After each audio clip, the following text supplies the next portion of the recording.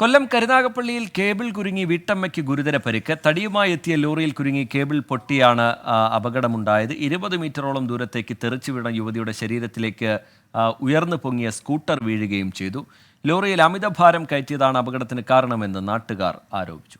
ഇടത്തെ സൈഡിലാണ് ആ ലൈൻ കമ്പി കയറി കുരുങ്ങുന്നത്. എന്നിട്ടും അവൻ കണ്ടില്ലെന്ന് അത്രയ്ക്ക് ഓവർലോഡ് കയറ്റിയിട്ടാണ് ആ വണ്ടി വന്നത്.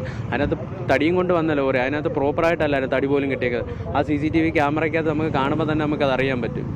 എന്നിട്ട് അതിൻ്റെ ഓണറും പുറയിലുണ്ടായിരുന്നു. ഓണർ പോലും വണ്ടിയുടെ ഈ സംഭവം നടന്ന സ്ഥലത്ത് ഇവിടെ വണ്ടി നിർത്താതെ അവിടെ മാറി ആ ലോറി പിടിച്ചെടുത്താണ് ആ ഓണറും പോയി നിന്നത്.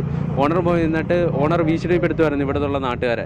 എന്ന് പറഞ്ഞു കഴിഞ്ഞാൽ ഞാൻ എന്തോന്ന് വെച്ചാൽ ചെയ്തോളാം, എനിക്കറിയാം, ഞാൻ DYSP വിളിച്ചിട്ടുണ്ട്, ഞാൻ ഓൾ കേരള ലോറിയുടെ പ്രസിഡൻ്റാണ്, അങ്ങനെയുള്ള കാര്യങ്ങളൊക്കെയാണ് ഇന്നലെ നടന്നത്. വിവരങ്ങളുമായി അരുൺരാജ് കൊല്ലത്ത് നിന്ന് ചേരുന്നുണ്ട്. അരുൺരാജ്, ആ ദൃശ്യങ്ങൾ നമ്മളെ വല്ലാതെ ഭയപ്പെടുത്തുന്നതാണ്. ഈ ആശുപത്രിയിൽ പ്രവേശിപ്പിച്ച വീട്ടമ്മയുടെ ആരോഗ്യനിലയുമായി ബന്ധപ്പെട്ട് പുതിയ വിവരങ്ങൾ എന്തെങ്കിലും ഉണ്ടോ? ഏറ്റവും ഒടുവിലായി ഈ ലോറി ഡ്രൈവർക്കെതിരെ കേസെടുത്തിരിക്കുന്നു എന്നുള്ള വിവരം അല്പസമയം മുമ്പ് പുറത്തു വന്നിരുന്നു. കരുനാഗപ്പള്ളിയിൽ സംഭവിച്ചതിൻ്റെ സമഗ്ര ചിത്രം എങ്ങനെയാണ് അരുൺ?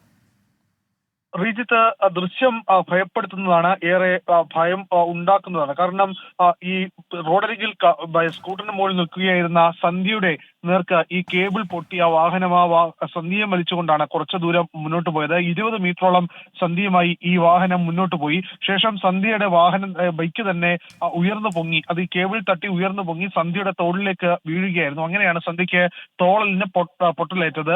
നിലവിൽ സന്ധ്യ കൊല്ലം മെഡിസിറ്റി ആശുപത്രിയിൽ ചികിത്സയിലാണ്, തീവ്രപരിചരണ വിഭാഗത്തിൽ ചികിത്സയിലാണ്.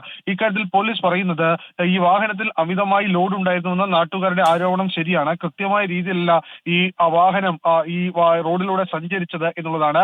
അതുകൊണ്ട് തന്നെയാണ് ഈ സംഭവത്തിൽ അലക്ഷ്യമായി വാഹനം ഓടിച്ചതിന് ഡ്രൈവർക്കെതിരെ നിലവിൽ കേസെടുത്തിട്ടുള്ളത്. IPC സെക്ഷൻ 273, 337, 338 എന്നീ വകുപ്പുകൾ പ്രകാരം കേസ് രജിസ്റ്റർ ചെയ്തിട്ടുണ്ട്.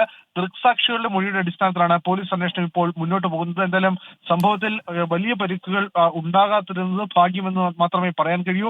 നിരവധി വാഹനങ്ങൾക്കും ഈ കേബിൾ കുടുങ്ങി പരിക്ക് ഏൽക്കുകയും ചെയ്തിട്ടുണ്ട്. അരുൺരാജ് കൊല്ലത്ത് നിന്ന് വിവരങ്ങൾ നൽകുകയായിരുന്നു.